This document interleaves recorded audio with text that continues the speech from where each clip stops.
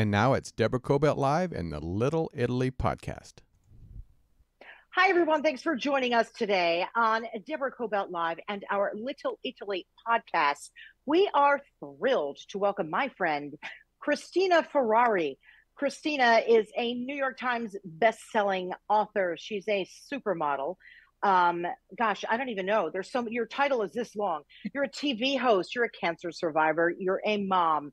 You're a wife. You're a grandma. And you just told me before we went on the air, a great grandma as well. We've got a lot to talk about. You've written 7 books.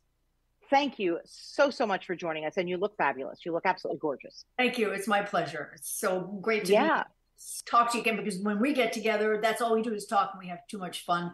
And there's so much that we share. So I love it. Thank you for asking. There really is so much that we share, right? Our work, as journalists. And also we were at the Influencers of Midlife conference recently. You were our keynote speaker, where you gave the most moving, beautiful talk that I may have ever even had or been in front of at a conference. It was beautiful and it was very warm. And that's just who you are, right? Whatever it is that you do, whatever you've brought to your TV shows, it even comes through the camera in your modeling work. So, may I say something? Since it's coming through the camera and I'm not used to doing podcast, am I looking at you or do I look at myself, so I make sure I'm talking to the audience as well? So I don't know. I tend to, it doesn't matter because, it's a small screen. I look at yourself, right? Or look at me, whatever one. I'll look I'll look at myself, because this way I feel like I can connect with you and the people who are listening. Yeah. I sometimes like to go way back, right? Because you are an Italian-American girl born in Ohio. Why don't you talk to us a little bit about your parents and growing up Italian? Well, my mother married my father when she was 14 years old. My dad was 24. He was stationed in Italy during the war, and she was a war bride. He brought her, they married, and they married. She was a child when she came here. I always used to tell my dad when he was still alive, he'd probably be arrested today if he tried doing that sort of thing. But it was a different time. But anyway, his hometown was Cleveland, Ohio, and that's where he settled with my mother in Cleveland. And when she was 17, she had me, first of 3 children. She you really grew up together, you and mom. Yes. I always said my children, my parents were children raising children. So she had a lot to learn, and we learned as we grew. It was a wonderful, warm Italian family filled with nothing but food and music and neighbors and fun and friends. And that's what my childhood was like in Cleveland, except in the winter, cold. But it was a wonderful, Midwestern upbringing. Yeah. Now, Dad was a butcher, right? I mean, tell us about that, because you really come from that working class stock. And then all of a sudden you end up in Los Angeles because, look at you. You're one of the most beautiful people ever. And at 15, you just sort of like came through the camera when you walked in a room. I can only imagine. But talk to me a little bit about Dad and, his work. My father was a butcher, and he, it's a trade that I don't think really exists like it did back then. But he came from a working class family as well. And my mother was a stay-at-home mom. And when we were in school, she would wait tables to try to, help out with the family finances.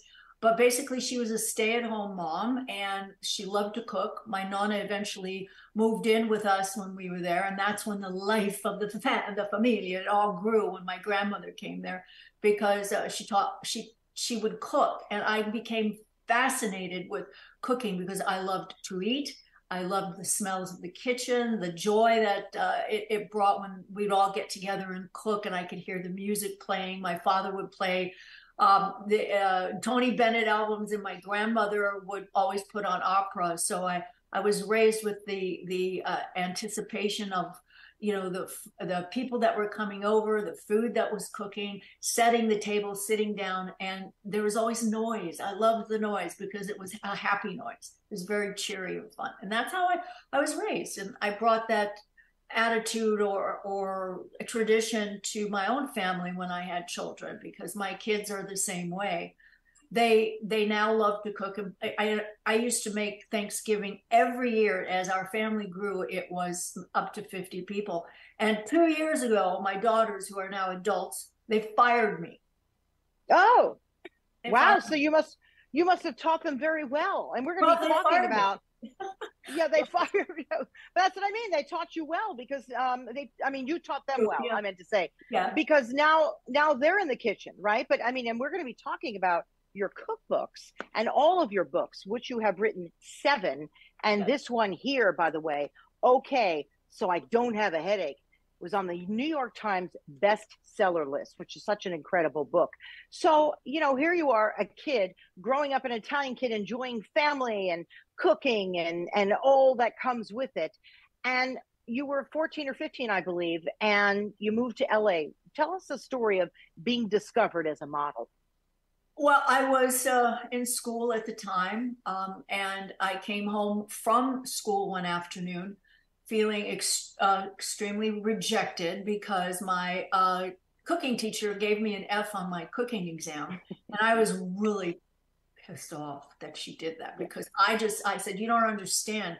I have been trained by the best chefs in the world, my nona and my mother, and we would always argue in class. So I came home, I wasn't feeling well, I didn't want to talk to anybody, but my mother was sitting in the kitchen with a woman that she just met, and they were having their espresso, and she introduced me to her friend, and her friend said to her, your daughter's really pretty. Do you think she would be interested in modeling, or have you ever thought about helping her to model? She can make really good money. And when I heard that, I popped right out of my depression, and I said, she had me at really good money. I said, okay, well, sure, why not? So the next day, I was sitting in front of Nina Blanchard. The friend arranged to meet Nina Blanchard, who was the top agent in LA at the time, with Yeah.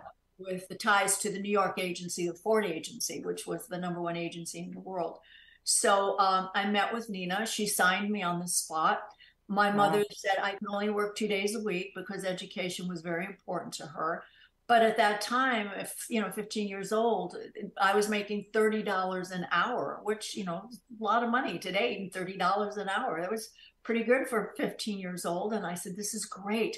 I'm going to save up all my money the 2 times I worked a week. And at the end of the year, I'm going to open my own restaurant. That's how nice that was. But I was so excited. But that put the seeds of the entrepreneurial spirit that I've always had since I was a child. So it all worked out. That was the beginning. When I talked to you in Los Angeles, in Las Vegas, we talked about how everyone is a book. You're a book. Tony behind the camera. You're Tony. My Tony. We're all books, and we all have chapters in our life. And so you start out each chapter, and you go through your life, and your book never ends until nothing. You just keep on going, and I just kept that entrepreneurial spirit inside of me. And I went through all the chapters of my life. Things happen, of course, along the way, the good and the bad, but that's how I've always lived my life. And I always moved forward, and always in a positive direction. I'm a big believer that who we were as kids is who we are as adults. What were you like in grade school? I'd love to hear about it. I was very quiet and shy. I was bullied when I was in school by the boys and the girls. I went to a parochial school, and and I loved school. I loved learning, but I had a learning disability, and unfortunately, the teachers that were there, nothing was really known about that, and they label you. They put you in groups. There's like the A group, the B group, and then they put us the dummies. I remember that. I remember that. Yeah. You were with the dummies. Yeah, I was with like the C group, and so I had like the instead of the A, I had a C. Like I was stupid, or the S. I was stupid, and that had a big effect on me as well. But it also put a fire in my belly that I'm going to rise above this, and not to be better than them, or not to revenge or anything, but just it put that fire in my belly that I was going to do something about this. It took me a long time to realize, like the writing. I would always get an F on my paper because Oh, at the time they would take out little point. If you didn't have the correct punctuation, or if you didn't put a capital at the front of the letter, they would take points off. And I would always end up with a D or an F. And it hurt my spirit. And I didn't write for a very long time. And thank God for the computers and spell check, because I would, and I used to love to tell stories, but I would always get an F in my story. So that kind of stopped me for a long time from writing. But as I got more secure and more happier in my life, I was able to start writing. And I found out that I could write really well. And I love writing. If you ask me what I want to do for the rest of my life, I want to live in a cabin. I want to be able to eat whatever it is I want to eat. I'm going to sit there with an espresso and a cigarette, and I don't smoke, just because. And I want to just write. I don't want to see anybody. I just want to write all day long. That's how much I love it. And no, I don't smoke. yeah. That's interesting you said that. I'm at a point in my life where I sort of want to give it all up and go write as well, somewhere by the beach. Yes. Somewhere by the beach. So I'll meet you there. Yes. We'll have little. Yes. Okay. It's done. We'll have to. Yeah, absolutely. This is beautiful. Where's family from? Where are they all from in Italy? Mom and dad. My mother's from La Spezia, which is in the northern part of Italy. My grandmother was from Pisa. My grandfather Liguria. And my dad was from Naples. So I go all over the boot. I have the best of both worlds when it comes to the cuisine and the traditions of it. So that's where they were from. And so we were raised, my sister and brother and I were raised on Italian tradition and also eating. I didn't know it at the time, but we were Mediterranean eaters because my grandmother would make the sauces from the fresh tomatoes, and we would have the grilled fish and vegetables. So I was raised, when people think about Italian food, they think, oh, you eat pizza, you eat mortadella, salami, prosciutto, which we did, but it wasn't a part of the mainstay of our diet. And from the very early on, I was always aware of food and how it affected your body, even as a child. Because I remember, you remember the Kool-Aid? Remember Kool-Aid in that little picture? I remember that little guy who would walk. My mother would never let us have that in the house. Never. Well, you too? No, what happened was I convinced her one day because I loved the commercials and I loved that little jar. We got the little red one and the little blue one. But then I noticed, all the sugar they put into it to make it sweet. And there's a lot of sugar in there. But I remember after I drank it, it made me feel sick, and I thought and as young as I was saying, there has to be something about this. Maybe it's the color, maybe it's the sugar. So that also laid another seed in my brain about food and nutrition. And my grandmother worked at Stouffer's, which was a very high-end restaurant there, and they had a dietitian. And I was always in the kitchen with the dietitian asking her questions. And she taught me about food and the effects of food and the chemistry and the whole thing. I was fascinated with it. And of course, then I wrote the book, Food for Thought, which I saw you held up a few minutes ago, which is, it became #1 on Amazon for brain health. And that was due to all the research that I did when my mother died of Alzheimer's. And my friend Maria Shriver asked me if, when I write the book, if I would donate some of the proceeds to Alzheimer's, and she would be more than happy to endorse it. And of course, having her endorsement meant everything because it meant more people were going to read it and understand how both she runs the women's Alzheimer's movement, and what she's done is changed the face of Alzheimer's in the research through her what she does. And then I wanted to contribute in some way too. I did the book. She gave me an endorsement, and it's a book I'm extremely proud of. It took me 3 years to finish. Wow. 3 years. Well, tell me what you learned, actually, since you brought up that book in particular, Food for Thought. And a shout out to Maria and the wonderful work that she does with Alzheimer's research. And I really do mean that. She's changed the entire dialogue about it. Yes. But what did you learn? Is there a big takeaway, for our brains, something that, try and put more of this in your diet, try and do more of that? Yes, it's very important. But what I really wanted to emphasize is that you can eat anything you want to eat. It depends on how you prepare it and the ingredients that you use. And you have to cut out 2 things from your diet, only 2: processed sugar and hydrogenated oils. And hydrogenated oils are oils that solidify at room temperature. So things like butter or coconut oil and things like that. So you have to, those 2 things. So in my book, I show you how all the recipes that are in the book, everything that I use in it, in the beginning of the book, I say, this is what it is, this is what I use, this is why you have it. It's there. If I'm doing a salad, I say the tomatoes do this, the lettuce does that, and how it nourishes your body. You can have French fries. It depends on how you cook it. What are you looking at there? That's the quinoa. You should go to the dessert section. You can even have dessert. I made a chocolate mousse that tastes like chocolate. Hold on. Okay. Oh no, keep going. I'll find the dessert. It tastes like chocolate mousse, but it's oh my gosh! I opened. Right there it is. There's a chocolate mousse, and I made it with a sweet potato. A sweet potato is shaped like this, and it's also shaped like your pancreas. So that particular food, the sweet potato, actually feeds your pancreas.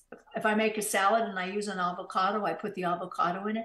The avocado is shaped like a woman's uterus. If you think about it, when you open it up, it looks like a uterus. What does it have in the middle? It has a seed. The avocado feeds your uterus. And I go all through all the vegetables that I use, and there are foods that actually feed and nourish your bodies. God provided every food on earth there is to feed whatever it is that needs to be nourished and have vitamins and minerals in it. So I took it and I put it all together and made delicious recipes from it, including there's pastas and soups and salad dressings and desserts that you can eat, and without hurting your body. So the most important thing for me right now too is Alzheimer's. And if you look at, I eat walnuts every day, at least 6 of them. If you look at a walnut, it looks like a brain. There's a right hemisphere and a left hemisphere. So I do that for my brain. For my heart, I use a tomato because tomatoes have lycopene in it. And if you slice it in half and you look at it open, it looks like the chamber of a heart. So that's good for your heart. So the 3 things that is a must for health is your brain, your heart, and your gut. So if you can keep those healthy and happy, then you could live, I'm not making any claims here, but you'll live a happy, long life, hopefully without any diseases. But since in a world where the environment, there's so many and hereditary things that could happen as well. But you can help your body along. Since I've been eating healthy, I also eat organic. And if I find something that I love to eat, like a peach, and it's not organic, I will pass it up and get something else. And the little trick I learned in the store is there's a sticker on everything. If it's organic and it starts with 9, it's fine. 9 is fine. You can take it and eat it. It's organic. And if it starts with the 4, out the door. I don't take it. And I can tell now from eating organically all these years, the minute, when you go to a restaurant, sometimes they don't have organic food. I can taste immediately when something isn't organic. There's just a different taste to the fruit or the salad or the meat or whatever. So that's what I do. And that's amazing. What about for people who are trying to lose weight? I guess stick to the same principle, right? Make sure that you don't have the hydrogenated oils and the sugars and the everything. Sometimes very difficult in our society as Americans, because no matter, it's very, a lot of us go out to eat, and I often wonder, oh gosh, what's in this? What do you do if you're, go ahead.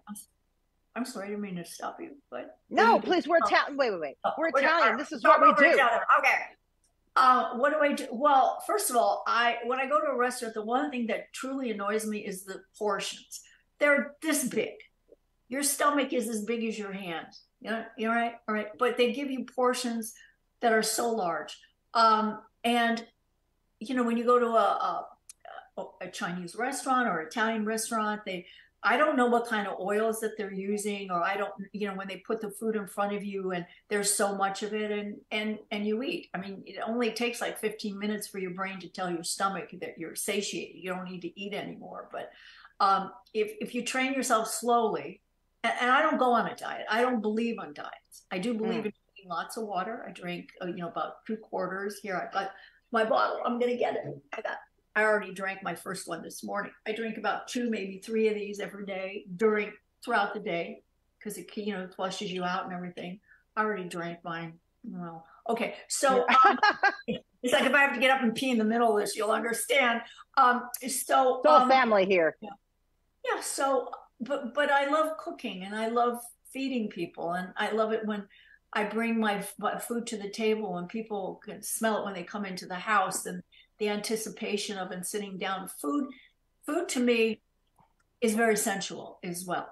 It's a sensual experience, sitting down and dining and eating your food and loving what you're eating and not feeling sick afterwards. It's just, you eat too much and then the sugars go crazy and stuff. Then you have your high and then you have your low and then you have your headache. I'm done with that. I haven't done that in a really long time. I want to, right. Yeah. Wait, say it again. I like the way I feel, so. Yeah.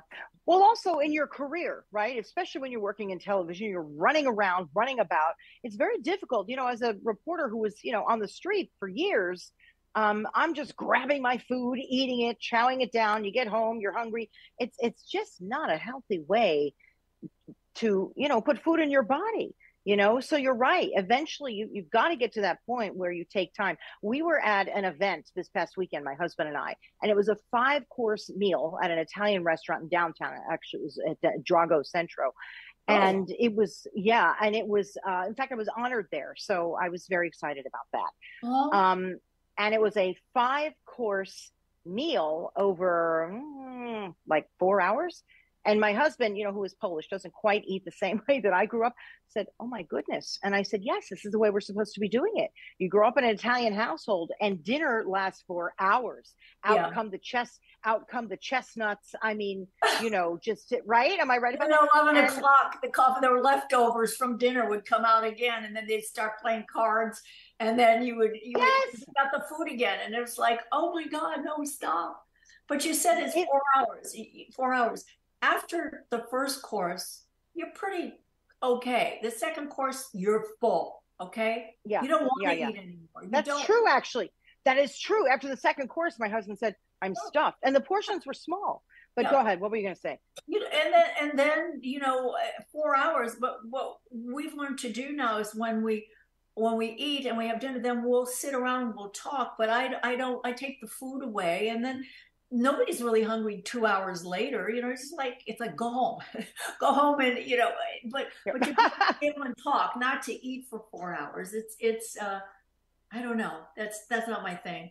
I went to I guess it was up in Napa, where I went to the French Laundry restaurant. We started dinner at 11. They started dinner we were still there at 4. I tell you, at 2:30, I wanted to kill myself. Not that it wasn't delicious. It was wonderful. But then we got up and left quite full, but had an incredible cuisine. Woo, that was a mouthful.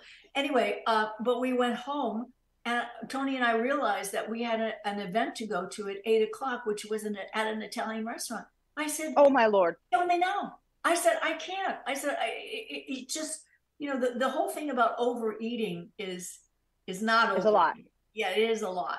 I will actually blow up, and I can feel it. But we'll talk about that another time. I want to talk about, there's so much to talk about. I need about 4 hours with you, kind of like over a long dinner conversation.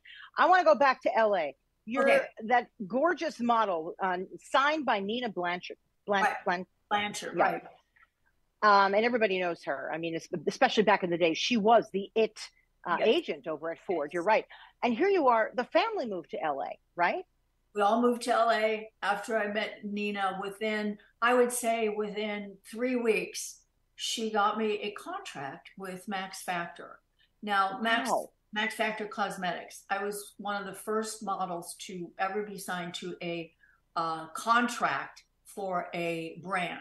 At that time, it really wasn't heard of. Today, it's like, there are all these celebrities and models who are now spokespersons for it. But I was one of the first.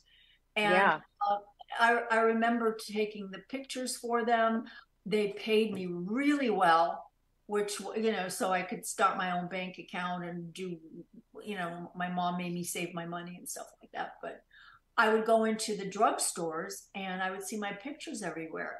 And I was looking at them, but I wanted to know how they were going to be displayed, how the products were brought in, what did they have in the products, how do you take this and make a business out of it?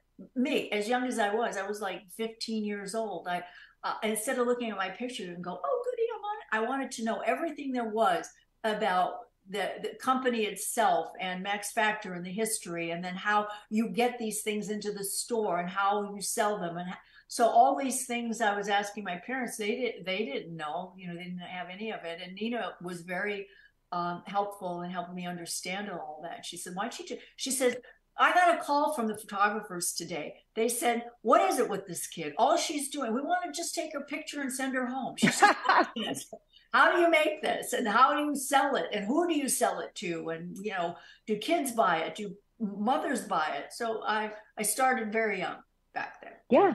That's the entrepreneurial brain, whether you were, cooking food or whether you were, posing for a magazine cover. How many magazine covers? And we might have some of those covers. If my engineer has them, we can put them up. How many magazine covers have you been on? Really don't know. I think there's over 50, but I've never counted. I never counted them. Here's something funny. When I was a kid, you're right, Cristina Ferrare. When you would be on the cover, I'd be at the grocery store with my mother. She'd be, in the little grocery cart. She'd say, she's Italian. Look at this. And she was so proud that an Italian girl was on the cover of a magazine. And our relatives would be talking about this because, there was a lot of discrimination back then, and I grew up in New Jersey. And to have an Italian girl on the cover of these magazines was actually the talk of our dinner table. I need you to know that. So, and they were so proud and so happy. So you sort of paved the way for so many and made so many Italian Americans and Italians very, very proud, Cristina. It's good because I've always been a proud Italian, always. But it was tough because I had dark hair and I had a chest. Everybody was, rail thin and knees and blonde hair. And so I was like the dark one. But at that time, I was very lucky. I was able to work a lot and I made a lot of friends and I worked with the best photographers in the world, the best. Traveled the world. It was great. Your husband, John DeLorean. Can we talk a little bit about that? Your ex-husband. So sorry about that. Yeah. Your ex-husband. Yeah. Because that's another one that was in the news. You also talked about it at the Influencers of Midlife. How did you meet? And if we don't have to go through the whole long story, but how did you meet? And then how did it end? Because it was a very difficult time for you because you had to reinvent yourself, right? And you had children and it was just really, really a tough time. I met John. I was doing a charity show for we were raising money for, I think it was for the Italian consulate, if I remember. Oh, it's so funny you should say that. And it was it was held at Gucci in Beverly Hills, and we did the fashion show, and then afterwards, John happened to be there with his friend Roger Penske. I don't know if you know who Penske. Yes, Roger, of course. So after the show, we met, and I thought, what a nice looking gentleman, but he was like 25 years older than I was, and met Roger, whatever. And besides, I was dating a man at the time. I was serious about him, and unfortunately, like a month later, he died in a plane crash. And so I remember John called me out of the blue to say, I'm so sorry to hear about your friend who passed away, was killed. And he said, I know this is really too soon, but I come in and out of LA a lot. And if one of these times, if you're interested, I'm going to keep calling. And if you're interested, please, I'd love to take you to lunch. And so that's how it started. So, but while we were, having lunch and or dinner, he would always talk about his little boy, Zachary, who he adopted. And he talked about him in such a loving and fun way about this child and how he would love to have more children. And one thing led to another. And then when I finally met Zachary, I fell totally in love with him, totally. And we ended up a year later getting married, and I adopted Zachary as well. And yesterday was Zachary's birthday. He was 49 years old. Oh, happy birthday, Zachary. Zachary, happy yes. birthday. Yes. Oh, so, yeah.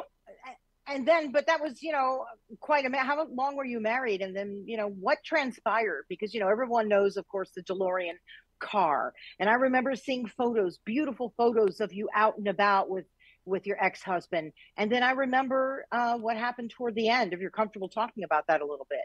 Because, just to give a little inspiration to people out there who've gone through incredible times and have had to reinvent themselves, because you really, really had to go through that reinvention process. Well, we were married for 11 years, and we moved to New York. And because he was president of General Motors at the time, and then he quit to start his own car company, and that made a lot of headlines. And we just became like the darlings of New York or whatever. I was at the top of my career. He was doing his thing. And we were, like I said, 11 years. And I'm trying to think, like, when Catherine was born. Oh, Catherine was born. We had a daughter together. And 6 years later, after John and I married, we had Catherine. So we raised a family in New York. They went to school. We had a lovely life. We had a home in New Jersey, and then we would go out every weekend to be there. We had a very heady lifestyle at that time. Something that only happens in fairy tales, which I don't believe in, but evidently I went through one. But fairy tales never end very well. So because they say happily ever after, but nobody ever tells you what happens after happily ever after. One evening, I was this was 11 years into the marriage. We were having dinner, and I received a phone call from and John was always traveling, trying to raise money for his company. I received a phone call from someone from the Los Angeles Times to say, we need a quote from you about your husband being arrested for cocaine distribution. And I went, excuse me, well, this came out of like nowhere. I'm having dinner with the kids, and the next thing they're saying my husband was arrested for cocaine. So I said, I'm going to have to call you back, because I had no idea what he was talking about. So I turned on the news, and sure enough, it was on the news. But simultaneously, my phone started ringing. So I knew this was serious, because it was ring, ring, ring, ring. And it said John was arrested. And I said, okay. So kids didn't know about it. They were too young. And I called a friend to come with me to Los Angeles, because I didn't want to travel by myself. And he did. He picked me up, and I took the red eye out to LA. And when I got to when I came outside of the jetway there was so much press there. It was I couldn't breathe. And I couldn't understand, because I had no idea what had happened, because I was a friend of John's was there who saw me, and he was this huge man, and he just kind of pushed everybody out of the way, and went home. And I had to be there for John's arraignment. Long story short, he was arraigned. We went through the whole trial, but in the interim, the government, after he was arrested, they froze all of our assets. I couldn't get into any of my bank accounts to get any money to even buy groceries. They froze our credit cards, and for me, the worst for me was overnight, all of my endorsements and things that I was doing in modeling was taken away. Everything. Wow. And I said, I don't understand. I'm not accused of anything. And besides, John is innocent before, is innocent before. What's that saying? You're innocent until proven guilty, right? So innocent until proven guilty. I always flip flop things. Yeah. I would have ended up saying guilty until proven innocent. Like, no. Yeah, right. I know. Yes. So, yeah. So everything was taken away from me. Everything, and it was. But you picked up, and you came to Los Angeles, right? Well, I had to, because the head of the board of directors of the building we were living in our co-op that we actually owned, said, "Oh, you have to leave." They kicked us out of our building. They kicked us. So I had no home, no money, no. So I flew to LA to be with my parents, and also the trial was there. So we moved in with my parents into a 2-bedroom apartment. And I remember the kids, they'd sleep on the floor, and we were and John and I would sleep in our twin bed. We're both very large people, so that was interesting. So anyway, and we made it, as my parents always taught me, and they did. Everything was still, for the kids' sake, about fun and positivity, and we're going to get through God, and we're going to be fine. And so and the kids, at that time, were okay, because I had a big loving family that put their arms around the kids and helped them through it. That's great. Yeah, we went through the trial, but during the trial I learned a lot about who this man really was, and things that I didn't know, or things that perhaps I didn't want to see or didn't want to pick up on. But I realized the whole marriage was built on basically lies, not on my part, but him to me, and who he was and what he was doing and his dealings and all of that. So it was a story of betrayal as well. I decided I was going to move out to Los Angeles. I took kids. I moved in with my mother. I filed for divorce. And John, before I did that, though, John was acquitted on all charges. There is no love lost between the two of us. That what happened. I mean, I forgave him. He's still the father of my children. I loved him, and I just don't stop loving anybody. I mean, he played a very important part in my life. But I just knew I had to move on for my own sake, because I had to find a way to support my family. I had 2 kids. Where am I going to go? I'm going to ask my parents to move in with my mommy and daddy. No, couldn't do that. So so how did you get work again? How did that even happen? Because then you end up on TV in Los Angeles, right? So because of all the PR and stuff like that. It happened. Oh, while I was going through this, I had a book that came out, and I was contractually obligated to do the book tour. So I ended up on the Phil Donahue show, and we did an hour about. I said to him, the only thing if you want to ask me, you can't ask anything about John. You can't.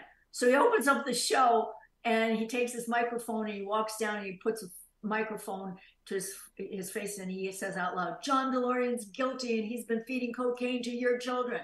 And I just sat there, and I thought, okay, I could either get up and leave, or I can sit here and face the music. So I sat there.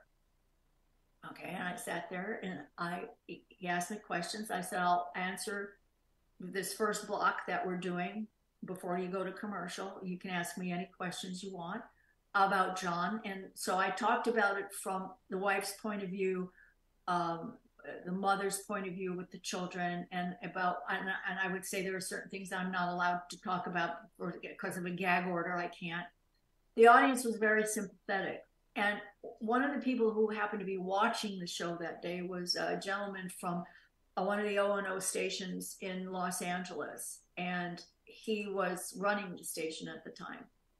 And he at that particular time was replacing the woman who was hosting the morning show, AM Los Angeles, there. And he was looking for a host. And he said, "That's her. That's it." Now, I never knew anything about hosting or being, I never did that. And when I went to LA, the woman called me and said, "We're interested in, would you come in to talk to us, because we're interested in," his name was Tom Van Amberg. He was the president of the company. "He's interested in meeting with you." So I took a meeting with him, and we got along well, and I got the job. And because of that job, I was able to rent a home, a nice little house in Brentwood. I was able to put my kids in school. I put them into a private school because the paparazzi people were still bothering so they were protected there. So they were, thank God I could afford it, And so I was able to become financially on my feet again doing that. Yeah. And then from there, of course, this is how you met your current husband, Tony. I mean, the Yes. love of your life, truly the love of your life. You two are adorable together. Absolutely. How many years have you been married? It'll be 40, totally, Wow. wait a minute, no, 39 years. I'm almost, but we've been together 40 years. We'll be married 39. Wow. Honestly, you behave like newlyweds. You're just I, adorable together. And and we fight like yeah, a sister. So, yeah, until we make I up. got you there. Until we make up. Right. No, I got you there. So you met Tony because I Uh-huh. believe I mean, he was an executive, right? I mean, if you want to just briefly tell us that story, because, I sort of want to talk to people about the evolution of you, about Right. the evolution of the comeback, about the evolution of 7 books and a bestseller. Because this book really made headlines, as did, what's the one that Oprah completely went bonkers for? A Big Bowl of Love, Well, right? she But did my own TV show from that yeah. book. Yeah. Yeah, and all of that happened because of what transpired. You met Tony. You ended up on network television. One of my favorite shows, actually, Home and Family. Well, no, that was for the Hallmark Channel. Home and Family was Hallmark Channel. I'm getting my networks mixed up. Sorry, everybody. There's just so many. Sometimes I get them mixed up as well. But I have to go back to Tony. I have to go back to New York in my New York days. Still married to John at the time. At that time, they were looking for someone in their 8:30 to 9 o'clock block that, at the end, which is more, it's not the news anymore. It's more like family, fashion, beauty, that sort of thing. And they were looking for like a model type. And so well, that would be you, right? Yeah, that would be a model type, a supermodel type. But it's a model who could talk. And I'm going, it's like, excuse me, because most of the women that I know they are so smart, and they've have done fantastic. They invest their money, they start businesses, so whenever I hear, they don't do that anymore because these women are strong. But anyhow, I'm going to meet him. It is the dead of winter. It's freezing outside. Into ABC in New York to meet Tony Thermopoulos, because in order to be approved to be on the show, you had to have the approval of the network. And Tony was at the time the president of the network.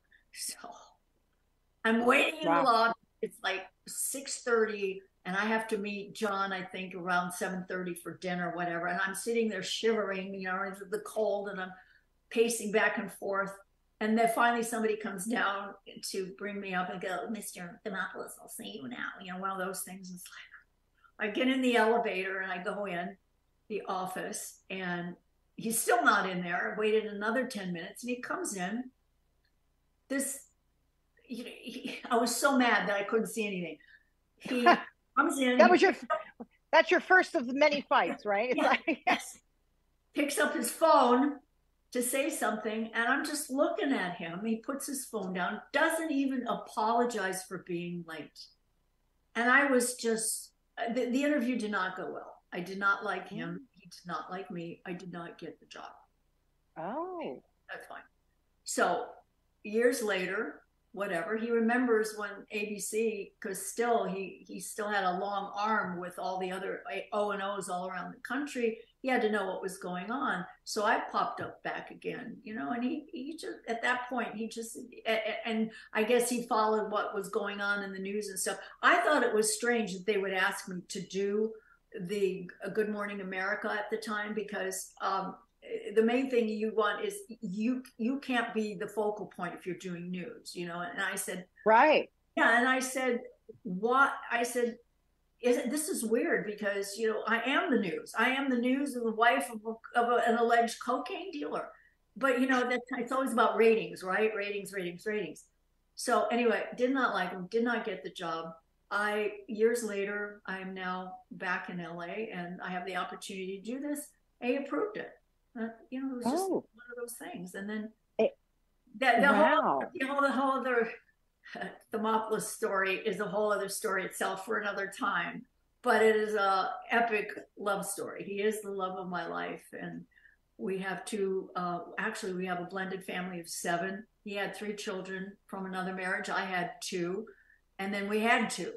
And our daughters are Alexandra and Ariana. Ariana is our youngest. She's going to have a baby any day now. And not any baby. I'm sorry. She's only 5 months pregnant. Please God, not till March. Yes. So she is. And then Alexandra too, who's 36 years old. And yeah, 7 grandchildren and 1 great grandchild, and then the other one on the way. Yeah. You know, we have to talk about, you know, home and family. We have to talk about some of these books that are outstanding. I'd love to talk about this one. Okay. So I don't have a headache. This was incredible. The New York Times bestseller list. Will you tell our audience what this is about and how it was inspired? You know, because you were on the air, right? What were you talking about? Your sex life or sex drive or whatever. I wasn't talking about my sex life. No. We had a woman gynecologist on who was talking about women going through menopause. And at that time, nobody talked about menopause, or, you know, what the effects, what happens to you at night, how all of the things that happen to your hormones, your personality, all that. So she came on to talk about women losing their sex drive when they go through menopause. And I was going through something very similar. And I remember the most important thing, the lesson I learned from that is to talk to your spouse, to talk to him and to tell him what's going on, because Tony thought I wasn't attracted to him anymore. I thought, you know, I didn't want him. The idea of having sex was just like, and this was like, I mean, he's Greek, I'm Italian. That's all, you know, you have a wonderful time. So all the wonderful times just dwindled. So when I said, oh my God, that's me. And so everybody went, oh my God, there she goes. Because I always would blurt out things, personal things. I could hear in my ear, my producer go, oh, there she goes again. But what happened was we were live on the air, and we had people who were able to email us while we were on the air with questions or comments. So what happened was they had so many people calling, it blew out whatever it blows out. It blew out all the faxes and everything, but in the city that we were in, I mean, that's how many calls that came in that day. So I asked for her if we could have this woman come back, because I wanted to go to, she's the gynecologist. So I went to talk to her. And as she was talking to me, I realized that there's so much information out here that people don't know. And I have a platform where I'll be able to help people. So I decided to do the research. I wrote the book. Took me about a year to do it, but I kept having people on, other doctors from out of town, specialists that would come on to talk about this, because I thought it was really important. When the book came out, someone from the Oprah show called me and said, I brought this book to the attention of Oprah, and she wants you to come on the show to talk about it. And I went, okay. Okay. Wow. Yeah. So, long story short, I went on the show. I went to get into the car that they sent me to go back to the airport after the show was over, because the show was live from 9 to 10. 10:30, right. I get to the airport. I get to, you know, my seat, whatever. Tony calls me and said, by the way, you're okay, so I don't have a headache, just shot to #1 on Amazon. I said, what? Wow. I said, wow. That's the power of the O. So yeah, and it became a New York Times bestseller from my thing with Oprah. So we became friends. And then when I wrote the Big Bowl of Love, and I cooked with her, for her, and we'd spend Thanksgivings together, several of them, and she loved but there it is. And she, you know, when I sent her the galleys for it, she said, this is great. I want you to come on my show and we'll talk about this too. So again, I did that. And she called me up to her office after the show was over. And she said, I love the idea of this book. And she said, I'm starting my own network. And she said, I would like for you to come on and have your own cooking show. I went, okay. Thinking, wow. You know, it's like I was screaming on the inside. It was like, are you kidding me right now? Yeah, so we did. Yeah. You know what, Cristina, you're such a loving person. So I think when people meet you and they see the hard work you put into everything, into your cookbooks, into your TV shows, into your relationships. That's why doors, even if one closes or two or three, about 5 or 6 more will open up for you because you create that environment. I really do mean that. And that's very true about you. And anyone watching this, that's the truth. And that's why I think it's a great lesson there. You just don't give up. Just like that kid who was in grade school, you thought to yourself, all right, I'm going to find a way out of this. You don't give up. It's very important to try and keep that inner belief that we all have, that that you had in yourself.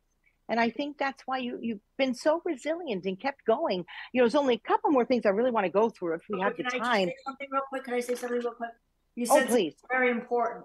When one door closes, another one opens. That is true for everything. Because when you fail at something, which I believe that failure is only it's disguised is opportunity disguised as disappointment.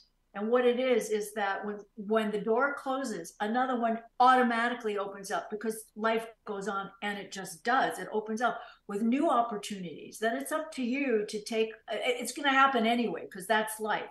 You're going to take that opportunity, or I reject it, or move forward with it and make something happen until the next chapter. And then that's how life goes. Because if you look at who you were at 20, 25 to 30, 30 to 40, they're all different chapters and different things that happen to you. So this chapter of my life at 73 years old has been the best because I'm more confident. I know who I am. I'm not afraid to speak up and speak out. I'm not afraid of failure because, it's not failure. It's another opportunity.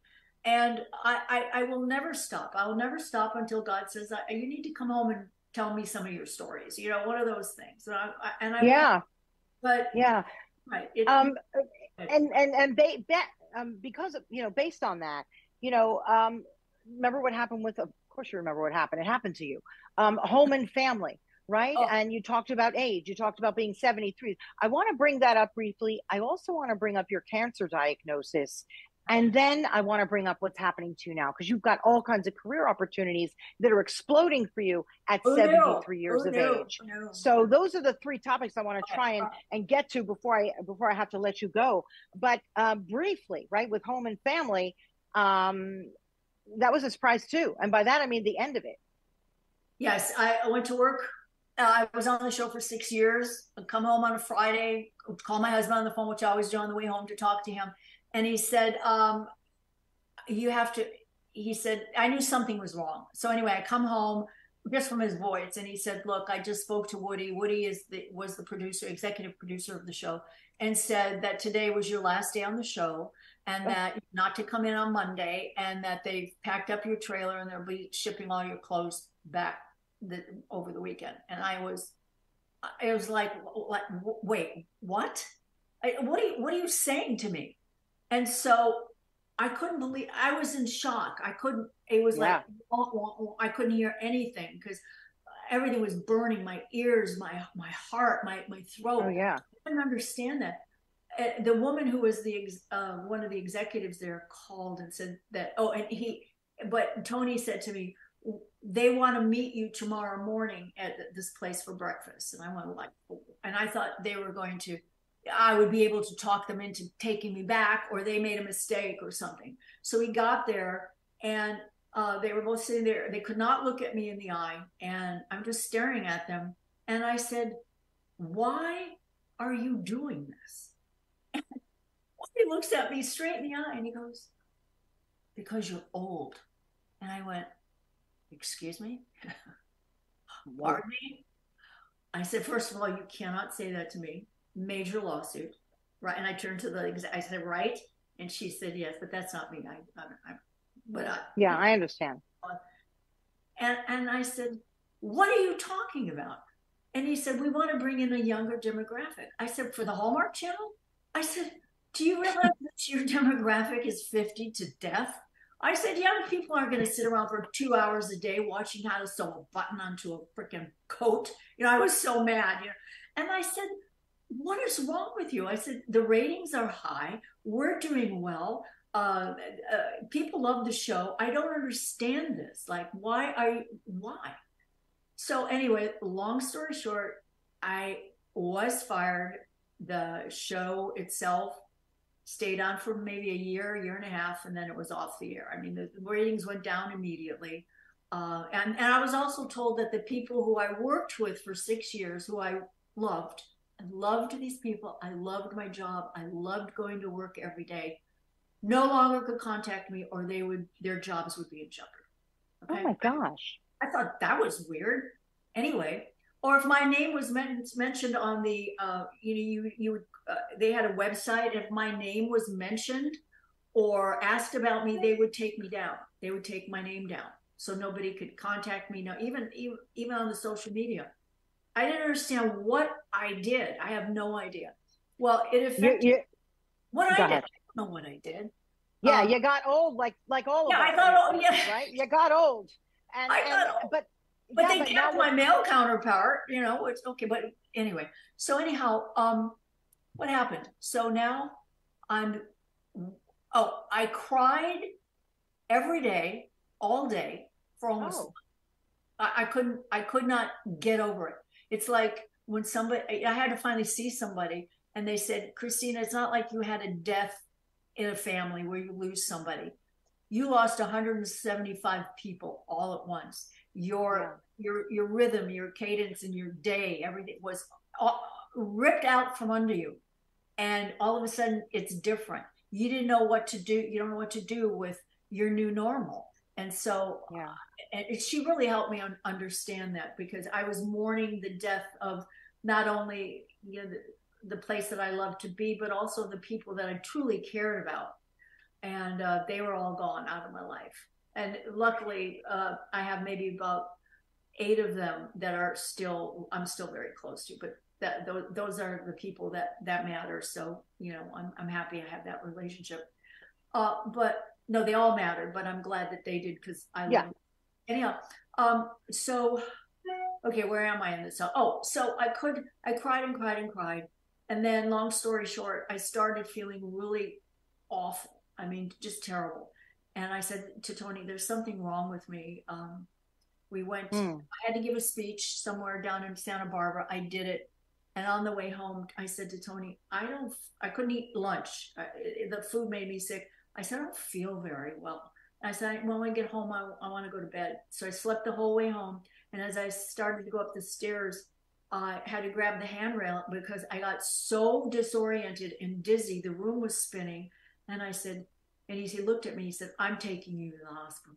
So I went to the hospital. Long story short, I was diagnosed with multiple myeloma, which is a cancer of the plasma of the blood. And I was told I had 2 years to live. And I'm listening to another, like, wait, what? Was another wait, what moment?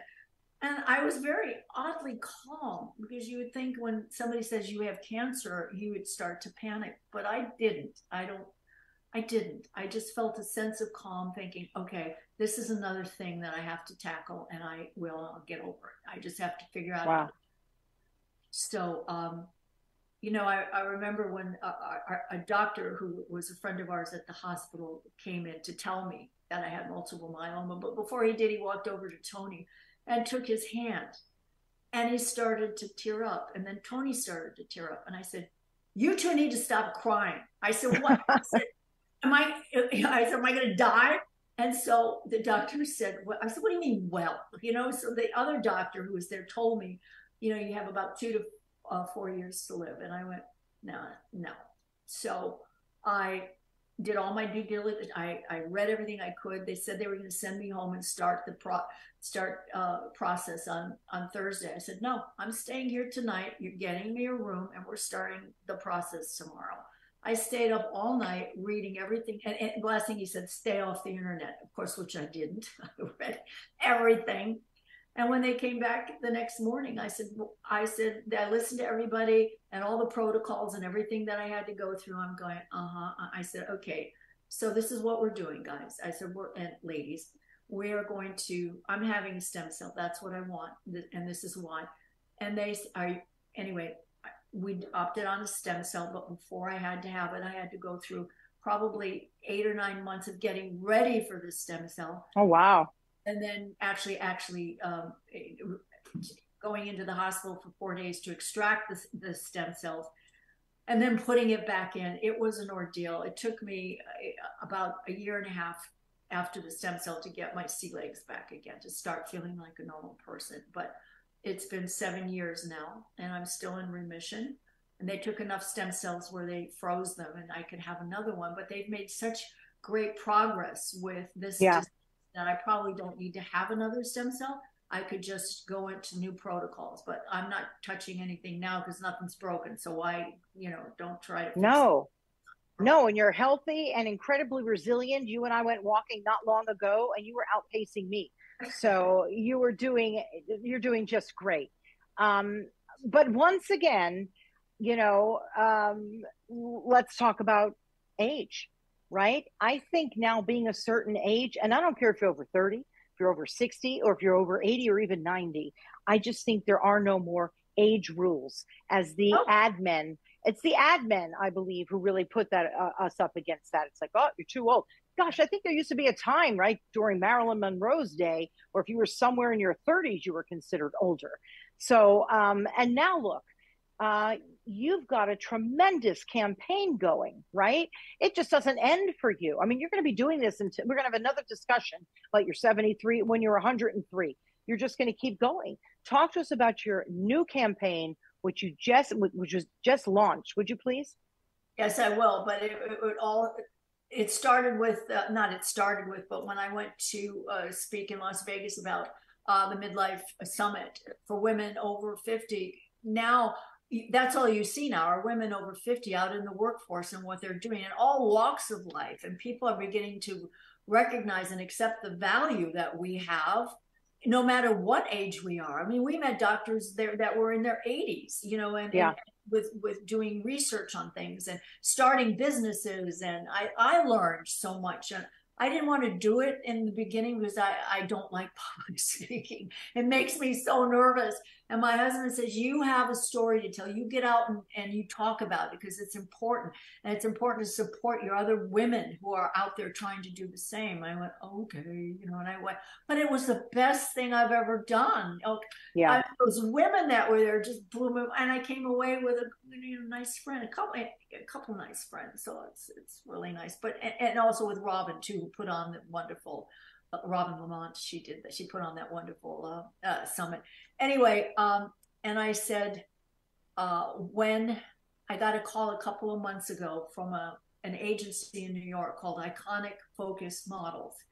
And they called and they said, we would like to bring you home.